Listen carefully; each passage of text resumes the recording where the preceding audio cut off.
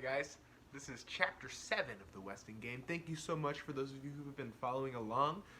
This isn't something that you have to do, but just something you can if you want to follow along with the story and make predictions and talk about why we think things are going to happen. But I appreciate those of you who are enjoying it and are watching it, and I hope you continue to watch. So this is Chapter 7, and the title of the chapter is called The Westing Game. So I'm wondering what is going to happen in this chapter, because if the title of the chapter is the same as the book, we know it's probably going to be pretty important. So let's take a look. 8 card tables, each with 2 chairs, were arranged in the center of the game room. Sports equipment lined the walls. Hunting rifles, ping pong paddles, billiard cues, a full rack, Turtle noticed.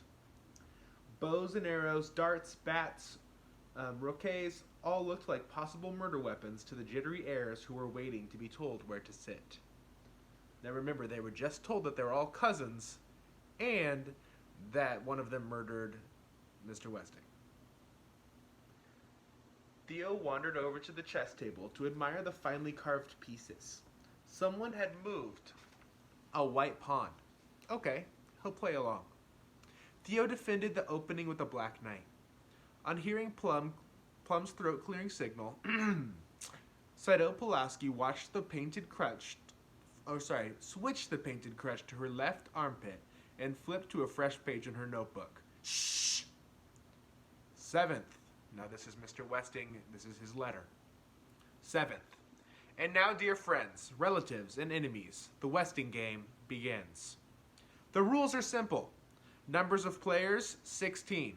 Divided into 8 pairs. Each pair will receive $10,000. Each pair will receive 1 set of clues. Forfeits. If any player drops out, the partner must leave the game. The pair must return the money. Absent pairs forfeit the $10,000.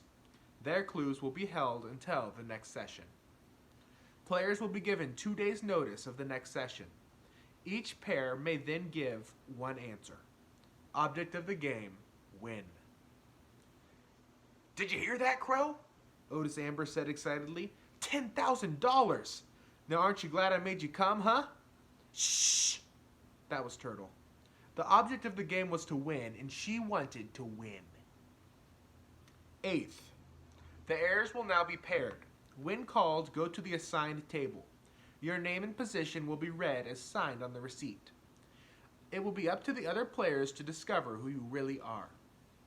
1. Madame Soon Lee Hu, cook. Jake Wexler, standing or sitting when not lying down. Grace Wexler did not understand her husband's joke about position. Mr. Hu did, and he was in no mood for humor. $10,000 was at stake. Both pleaded for their absent spouses. Emergency operation. My wife doesn't speak English. To no avail. Table 1 remained empty and moneyless. 2. Turtle Wexler, witch. Flora Boombach, dressmaker. Sighs of relief greeted the naming of Turtle's partner, but Flora Boombach seemed pleased to be paired with the kicking witch. At least her face was still puckered in that elfin grin. Turtle had hoped for one of the high school seniors, especially Doug Hu. 3. Christos Theodorakis, birdwatcher. D. Denton Deer, intern. St. Joseph's Hospital, Department of Plastic Surgery. Theo protested. He and his brother should be paired together. Chris was his responsibility. Mrs. Wexler protested. Dr. D should be paired with his bride-to-be. D. Denton Deer protested, but silently. If this had been arranged for free medical advice, they, whoever they were mistaken. He was a busy man. He was a doctor, not a nursemaid. But Chris was delighted to be part of the outside world. He would tell the intern about the person who limped into the Westing house. Maybe that was the murderer, unless his partner was the murderer. This was really exciting, even better than television. 4. Alexander McSuthers, doorman. J.J. Ford, judge. Appellate Division of the State Supreme Court. The heirs watched the jaunty doorman pull out a chair for the judge. It had never occurred to them that Sandy was a nickname for Alexander. But that couldn't be what Sam Westing meant by, it will be up to the other players to discover who you really are. Or could it? The judge did not return the chip-tooth smile. Doorman, he calls himself. And the others had signed simple things too. Cook, dressmaker. The podiatrist had even made fun of his position. She must seem as pompous as that intern, putting on airs with that title. Well, she had worked hard to get where she was. Why shouldn't she be proud of it? She was no token. Her record was faultless. Watch it, Josie Joe. Westing's getting to you already, and the game has barely begun. 5. Grace Winsler Wexler, heiress. James Shin Hu, restaurateur. Grace Winsler Wexler ignored the snickers. If she was not the heiress now, she would be soon. What with the clues, Angela's clues, Turtle's clues, Denton's clues, and the clues of Mr. Who's obedient son. $5,000 lost.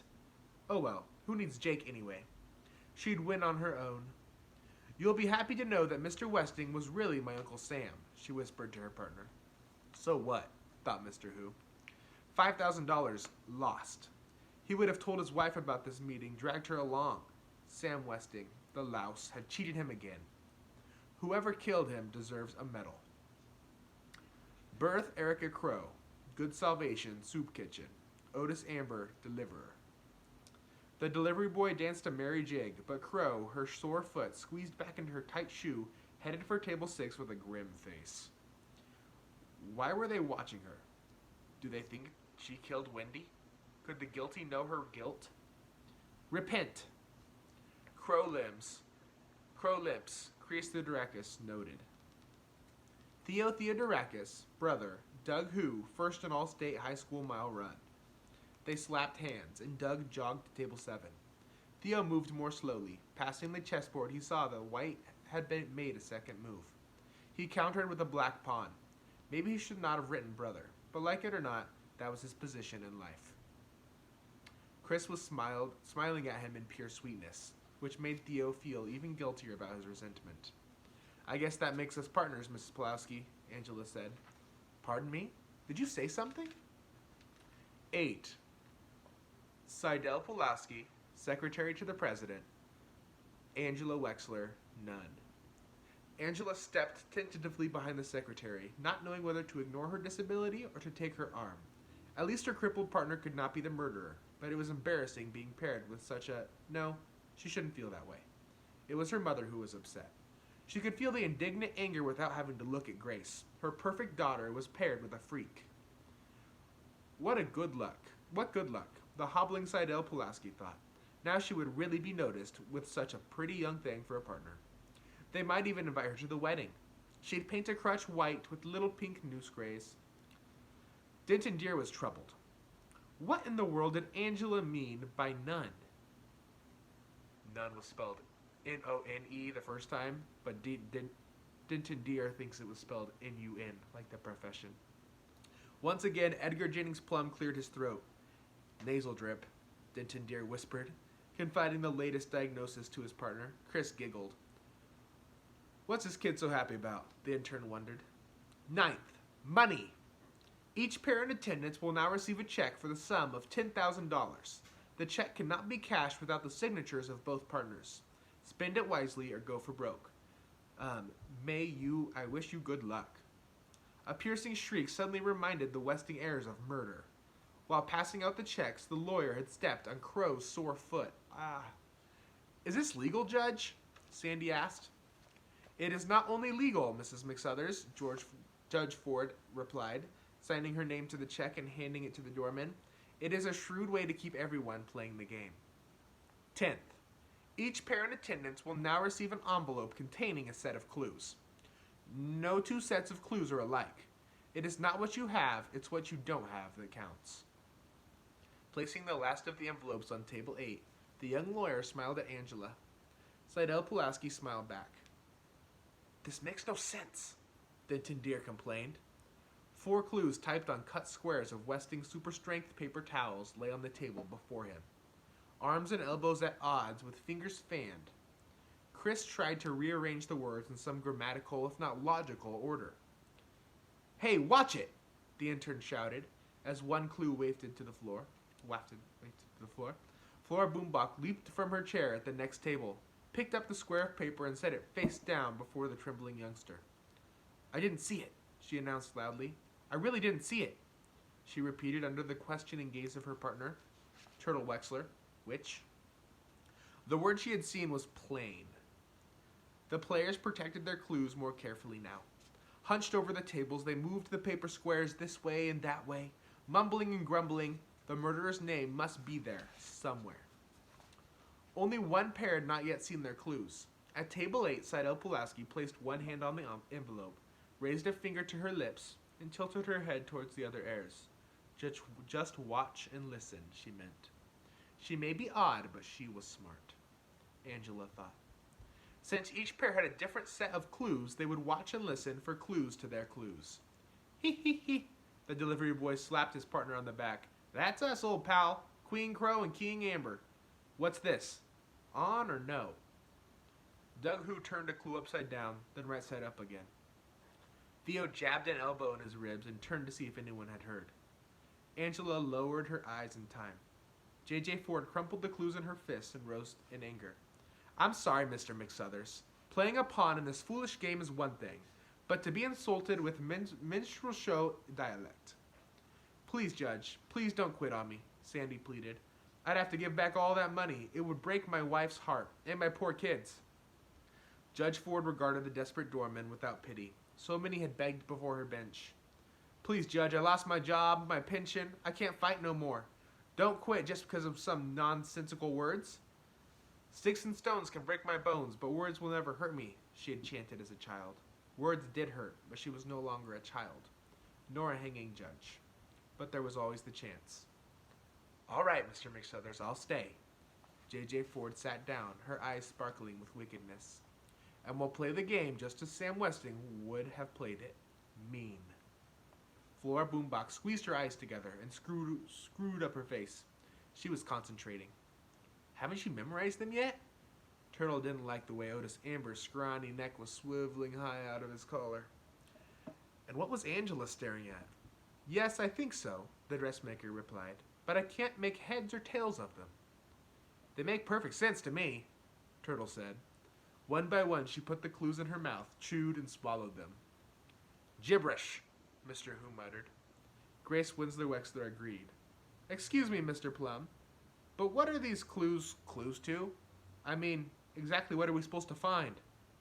Purple waves, Sandy joked with a wink at Turtle. Mrs. Wexler uttered a cry of recognition and changed the order of two of her clues. It's still gibberish, Mr. Who complained. Other players pressed the lawyer for more information. Ed Plum only shrugged. Then could you please give us copies of the will? A copy will be on file, Judge Ford began. I'm afraid not, Your Honor, the lawyer said. The will, he paused and tried again. The will not be filed until the first of the year. My instructions specifically state that no heir is allowed to see any of the documents until the game is over. No copy? That's not fair. But wait, they did have a copy. A shorthand copy. Seidel Pulaski had plenty of attention now. She smiled back at the friendly faces, revealing a lipstick stain on her front teeth. Isn't there some sort of last statement? Sandy asked Plum. I mean, like the intern says, nothing makes any sense. 11th. Senseless, you say? Death is senseless, yet makes way for the living.